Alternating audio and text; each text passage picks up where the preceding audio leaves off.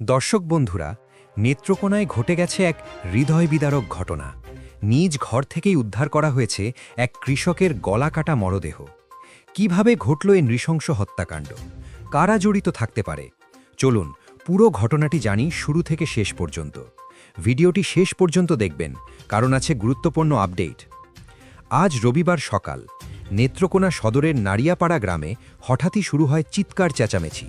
স্থানীয়রা ছুটে যায় একটি বাড়িতে। সেখানে দেখা যায় ঘরের ভেতরে জবাই করা অবস্থায় পড়ে আছেন ৬০ বছর বয়সী কৃষক হেলাল উদ্দিন।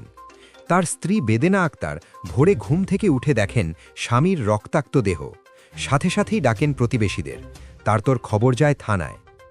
খবর পেয়ে দ্রুত ঘটনাস্থলে পৌঁছে পুলিশ। নেত্রকোনা মডেল থানার ওসি মোহাম্মদ আল মামুন সরকার নিশ্চিত করেছেন ঘটনাটি। পুলিশ জানিয়েছে, নিহত হেলাল উদ্দিন ছিলেন গ্রামেরই একজন কৃষক। পরিবারকে জিজ্ঞাসাবাদ চলছে। ঘর থেকে বিভিন্ন আলামত সংগ্রহ করা হয়েছে। মরদেহ ময়নাতদন্তের জন্য পাঠানো হবে। হত্যার রহস্য উদ্ঘাটনে পুলিশ কাজ করছে। ওসি আরও জানিয়েছেন, কে বা কারা কিভাবে এই হত্যা ঘটিয়েছে তা এখনই নিশ্চিত করে বলা যাচ্ছে না, তবে প্রতিটি দিক খতিয়ে দেখা হচ্ছে। স্থানীয়দের ধারণা, পারিবারিক শত্রুতা, পূর্বের কোনো বিরোধ, নাকি পরিকল্পিত খুন।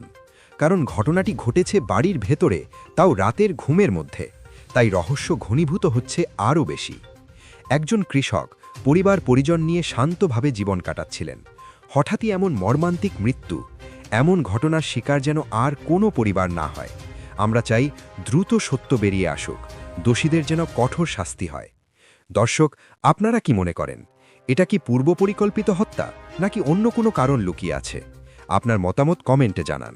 সর্বশেষ আপডেট পেতে চ্যানেলটি সাবস্ক্রাইব করে নোটিফিকেশন অন রাখুন। ভিডিওটি লাইক ও শেয়ার করে সবাইকে জানার সুযোগ দিন।